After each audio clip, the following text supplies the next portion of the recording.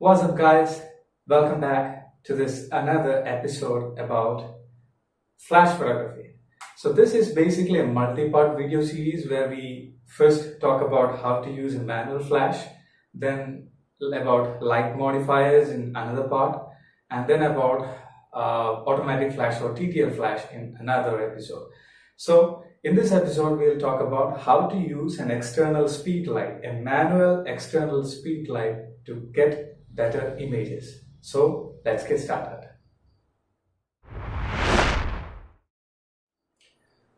So the main advantage of using an external speed light when compared to your pop-up flash is that the light source is very small when compared to a subject. So if you're shooting a person, the light will be very harsh.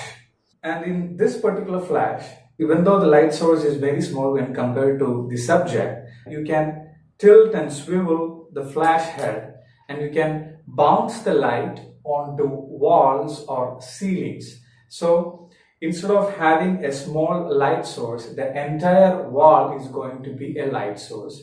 So this wall will be a much bigger light source than the subject. So you get a soft light. Basically, I'll start with the flash power. This is a Godox TT600 manual flash. Flash power is expressed in fractions like 1 is full power. Half power means you're reducing the light by 1 stop.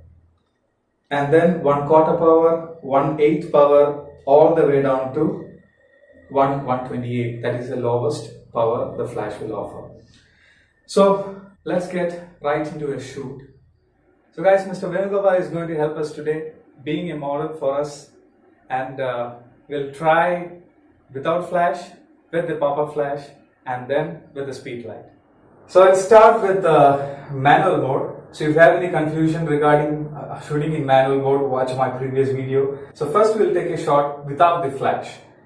And when I meter at ISO 1600 and at a shutter speed of 1/2/5 of a second and at f5, I got the shot. But I need to raise the ISO to a 1600.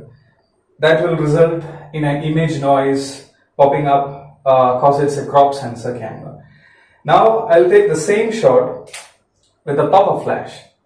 So I'm going to reduce the ISO to 100 and I'm going to set my shutter speed to 60th of a second and I'm going to take the same shot.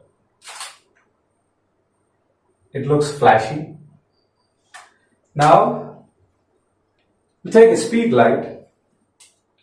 So first I will start with a flash directly on. I'm going to set the power to maybe 160 and let's try a shot. Same setting, shutter speed of 60, ISO 100, f 5.6. It looks better than the pop-up flash, but now what I'm going to do is I'm going to bounce the light to this wall behind me and let's see how it will look like. Same setting, shutter speed of 160, f5, ISO 100. Since I'm bouncing the flash, I need to increase the power. So I'm going to set the power to 1/4. A shutter speed of 1/60, f5, ISO 100. It looks much more natural than using the pop-up flash. Alright guys, so I've taken the images from the camera to the computer and let's see how it looks like. So first, this is the image that we took without the flash and the ISO was set to 1600. It looks okay, but if you zoom in to these places, you can see like a lot of grain in the image. And the next picture that we took was This is with the pop-up flash. As you can see, there is a lot of contrast. You have like shadows behind him, and it looks like a typical flash shot. And the next image that we took was this one. This was the speed light on camera, but we shot direct with the head directly facing the subject. So there is still shadow behind him, but it looks much better than the pop-up flashy image. The next photo that we took, this actually I bounced it behind, but the flash power was set to 116, so I couldn't get a proper exposure. So what I did was I increased the flash power to 1 by 4, and then I took this shot.